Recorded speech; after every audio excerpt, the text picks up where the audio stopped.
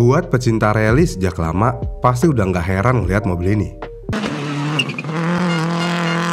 Setelah kesuksesan Subaru Impreza sejak peluncurannya pada tahun 1992, Fuji Heavy Industry memutuskan pada awal Januari tahun 1997 bahwa sudah waktunya untuk mempersiapkan versi baru mobil tersebut.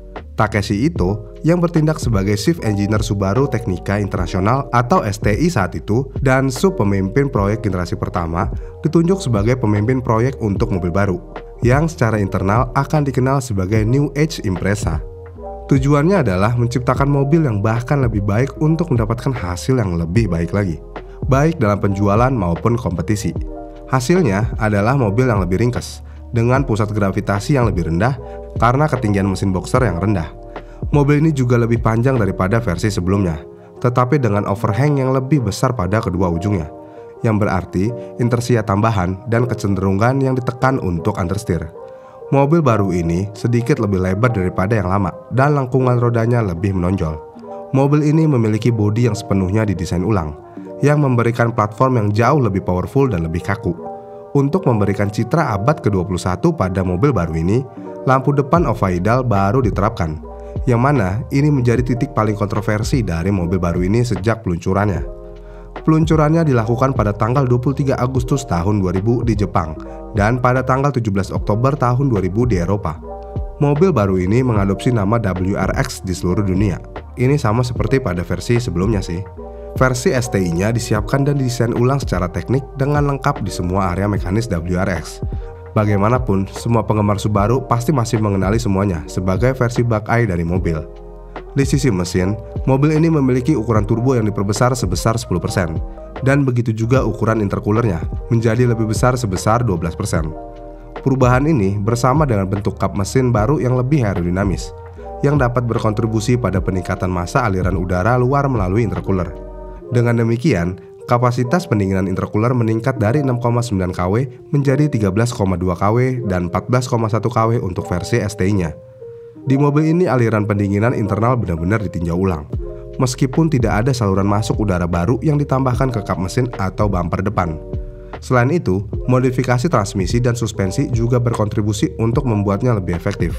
Mobil rally Subaru didasarkan pada versi STI. Terus untuk apa ProDrive untuk menyiapkan mobil rally baru dengan basis mobil 4 pintu? Mobil 4 pintu menurut ProDrive memiliki keuntungan dalam hal keseimbangan berat dan servis yang lebih mudah. Mobil Subaru 4 pintu ini diberi nama Subaru S7.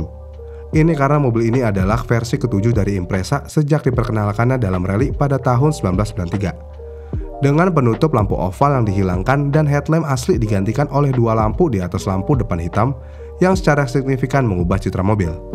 Di sini sekali lagi, manajer teknis yaitu David Laporte mengawasi proses desain yang dipimpin oleh Christian Lauriax sebagai Chief Rally Engineer sebelum kepindahannya ke Ford pada awal 2002. Aerodinamika menjadi objek tinjauan mendalam di mobil ini dengan mengenai sirkulasi udara di dalam mobil.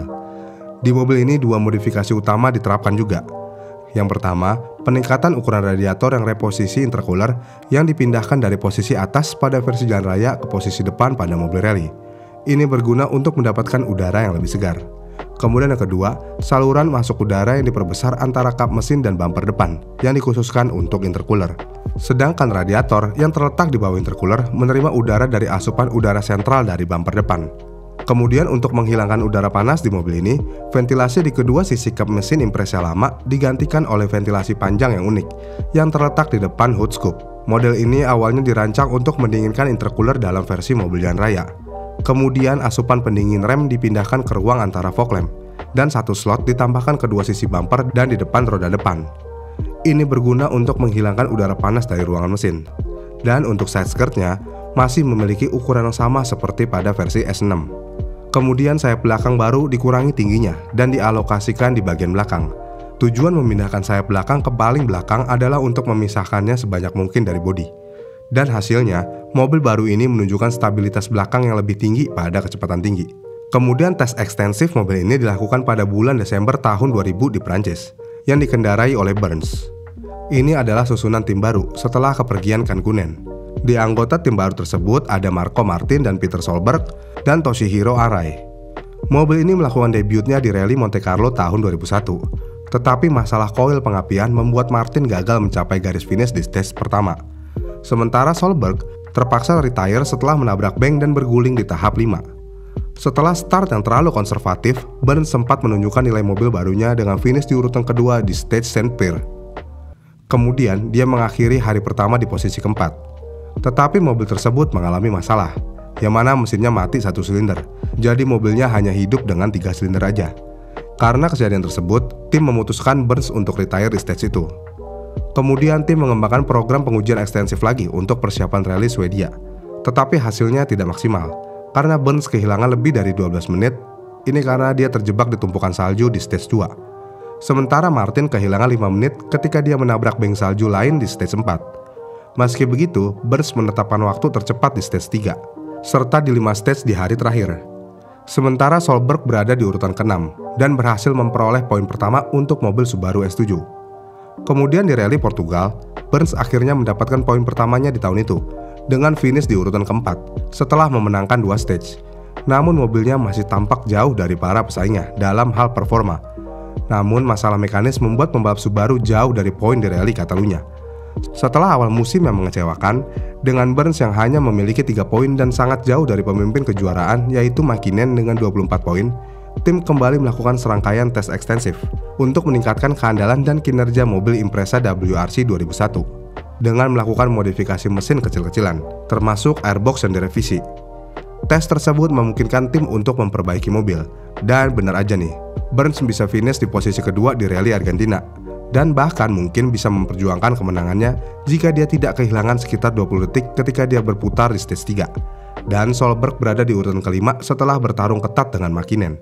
Sementara Arai berada di urutan ke-8, meskipun ia kurang berpengalaman di Amerika Selatan, dia cukup bagus di sana. Kemudian di rally Finlandia, akhirnya tim Subaru bisa membawa poin baru bagi tim, karena Burns finish di urutan kedua setelah bertarung secara brilian dengan Gronholm dan Rovanpera dari Peugeot. Selain itu, Martin juga menyelesaikan balapan yang hebat. Dia berhasil meraih posisi ke-5 yang mana ini posisi teratasnya di musim itu. Setelah serangkaian pasang surut, akhirnya kemenangan pertama Impreza WRC 2001 datang di Selandia Baru dengan airbox yang direvisi sedikit lebih ringan yang memberikan sedikit tenaga lebih. Burns bisa melaju dengan luar biasa dan berhasil mendapatkan keuntungan dari posisi startnya di setiap stage.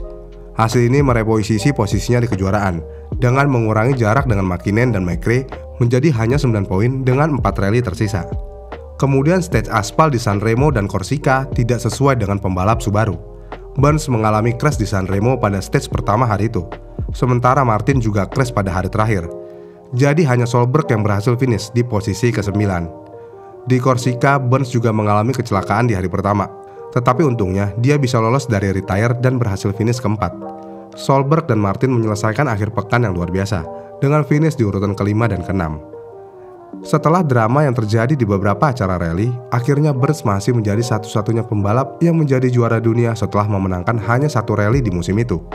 Dan Subaru berakhir di posisi ke-4 dalam kejuaraan pabrikan. Dan kejutan lainnya di tahun itu adalah pengumuman transfer Burns ke Peugeot, yang mana ini diumumkan 1 bulan sebelum akhir musim. Akibat kejadian itu, terjadi perselisihan antara kedua tim yang berakhir di pengadilan. Setelah perseteruan yang cukup hebat, pembalap Inggris itu akhirnya diizinkan untuk pergi.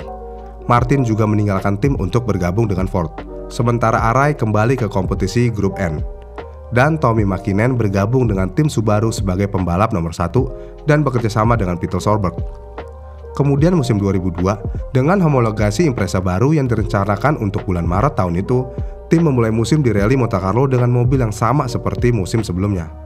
Dan musim tidak bisa dimulai dengan lebih baik untuk tim yang baru sebenarnya. Walaupun seperti itu, Mäkinen menang di Monte Carlo setelah pertarungan panjang dengan bintang yang sedang naik daun, yaitu Sebastian Loeb pada 2 hari pertama. Pertarungan ketat itu berakhir ketika pembalap Prancis itu dihukum karena penggantian ban ilegal. Kemudian dalam Tour de Corse, evolusi baru mobil diperkenalkan, yang diidentifikasi sebagai Subaru S8. Meskipun perubahan utama mempengaruhi ruang mesin, tapi Subaru juga memperkenalkan splitter baru, yang sedikit meningkatkan aerodinamika dengan mengurangi jumlah udara yang mengalir di bawah mobil. Dan pada saat yang sama meningkatkan keandalan juga, karena splitter baru lebih tangguh ketika mobil memotong sudut. Sekali lagi, mobil ini bisa menunjukkan potensialnya di aspal. Dan musim itu menjadi musim yang cukup baik untuk tim Subaru dengan mobil Subaru S8. Walaupun di Yunani dan Kenya, tim Subaru menampilkan performance yang cukup mengecewakan sebenarnya, tapi setelah beberapa penampilan yang mengecewakan, tim kembali tampil bagus di Finlandia, dengan Solberg finish di urutan ketiga dan Mäkinen di urutan ke-6. Kemudian Solberg berada di urutan ketiga lagi di Sanremo, dan mereka berada di urutan ketiga dan keempat pada awal putaran terakhir di Selandia Baru. Kegagalan transmisi dan mesin membuat pembalap Norwegia itu tidak bisa menyelesaikan rally. Sementara Tommy memastikan posisi podium lain untuk tim. Solberg kemudian berada di urutan ketiga di Australia, sebelum mengakhiri tahun itu dengan meraih kemenangan pertamanya di WRC. Dengan kemenangannya, Solberg mengakhiri kejuaraan di posisi kedua yang menjanjikan. Sementara, tim berakhir di posisi ketiga di kejuaraan pabrikan. Walaupun mobil ini sangat ikonik, tapi performansnya bisa dibilang ya so-so lah ya. Tapi emang keren sih ini mobil, apalagi liverinya, ikonik banget. Dan mobil Subaru Impreza S7 dan S8 akan selalu dikaitkan dengan nama pembalapnya, yaitu Burns, Tommy Mäkinen, dan Solberg. Bagaimana menurut kalian? Komen di kolom komentar di bawah ya. Jangan lupa like dan subscribe channel ini